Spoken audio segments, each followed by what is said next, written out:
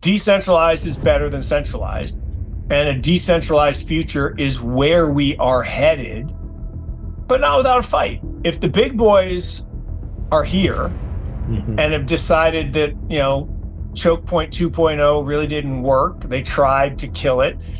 The thing is, you can't kill the technology.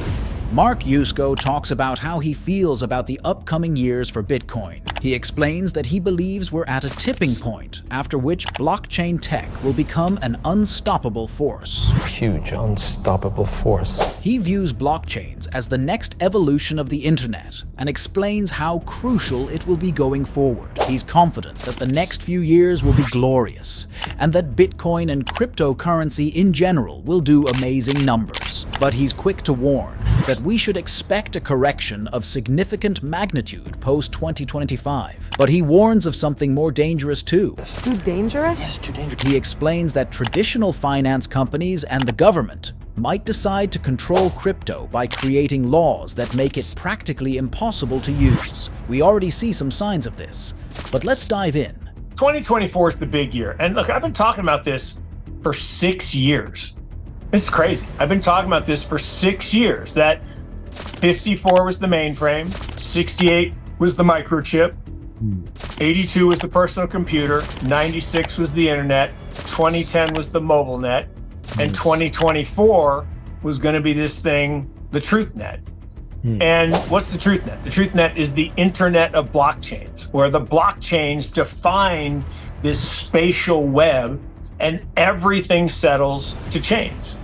That we don't use centralized databases. We don't use centralized companies where we don't have cookies tracking our information. We own our information. We don't use financial services companies that are outside the web to transact. We transact peer-to-peer using native digital assets. And 2024 was the beginning of that 14-year trend. So we're just beginning. Right? We haven't even started the game. The national anthem's been played. Now, the next 4 years, like 54 to 58, like 68 to 72, like 96 or 82 to 86, like 96 to 00, like 14 to 18, 10 to 14. They were all amazing. But then what followed every one? A crash. Yeah. Every time. Because we got super ebullient, valuations got too high, and then we had a crash. But what came off the other side of the crash? Remember in 2000, 2001, 2002, massive crash, end of technology. The internet's done. Pets.com is a failure. Webvan's a failure. You ever heard of Amazon or Chewy? Those are pretty successful companies. Yeah. Uber, pretty successful company. Apple, pretty successful company. They all emerged post the crash. So we'll go 2024, 2028, and we'll have this incredible period. We'll build a bunch of companies, and then we'll have a bust. And we'll have a crash, and people will say, I told you it would never work. It's dumb, stupid, too slow, and then we'll build on the other side the real infrastructure to make it invisible. Like right now, you and I are using TCP/IP to communicate in real time in HD. Like, how the hell does that work? I'm talking into a metal and glass box. It's going through the airwaves. You hear it in real time. There's no way that could work. We don't think about it. We don't talk about, are we using an internet company today? Are we using a voice over IP company? No. We say we're Zooming, or we're, meeting, or doing a Teams or whatever. We use the technology for its intended purpose. We don't think about the technology. Yeah. We don't think about what a blockchain is or does, and how it's different than a two-dimensional Web 2 solution. So far, Mark has explained the significance of the upcoming period, and in the same interview, he even predicted that we could see Bitcoin as high as 150,000 easily. But he warned that a strong market cycle that could be the worst yet is inevitable after. Next, he moves on to talking about cryptocurrency's external battles, the more dangerous ones. Dangerous? Why dangerous? Decentralized is better than centralized. And a decentralized future is where we are headed, but not without a fight.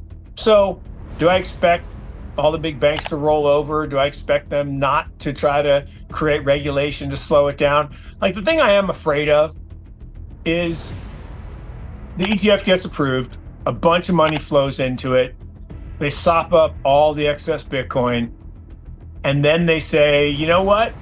Just like 1933, we're doing an executive order.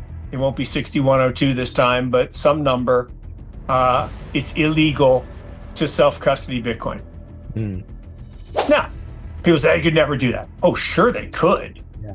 Just like they did it with gold, right? It was illegal in the United States from 1933 to 1975 to own gold as a citizen. Did plenty of people own it? Sure. Did everyone give it up to the government? No. Were they technically criminals? Yes. Could they have come into your house and taken your stuff? Yes. But the average person doesn't own enough that they're going to do that. But the big dogs, they might be targets. And I do worry about that. I don't think it's necessarily going to happen. The lenders, right? The people who were allowing people to convert fiat to digital, so the on-ramps, they did that really well through regulation and being in cahoots with FTX, which I think they were. And I shouldn't say that out loud, but oh well. And then you got this issue of, okay, what would I do next? Well, I would threaten regulation around exchanges and other forms of access to the asset, right? If you wanted to outlaw stock ownership, what would you do? Well, you just close down the exchanges so no one could buy stocks. Really simple. Say, well, you should never do that. Sure, you could. They're private, and you could create a law that says, you know, you create a law that they can't comply with, and then they have to shut down.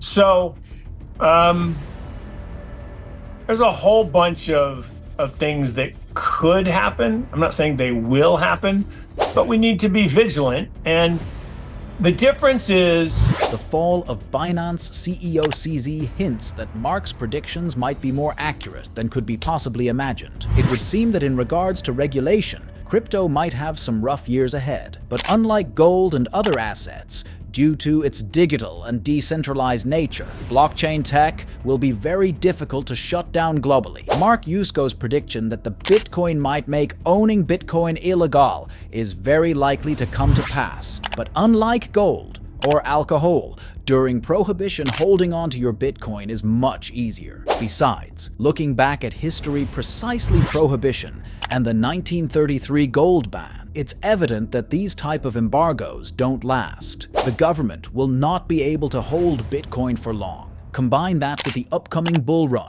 that's predicted to be one of the biggest yet, it's evident that Bitcoin is a great asset short or long term. What do you think about Bitcoin's future?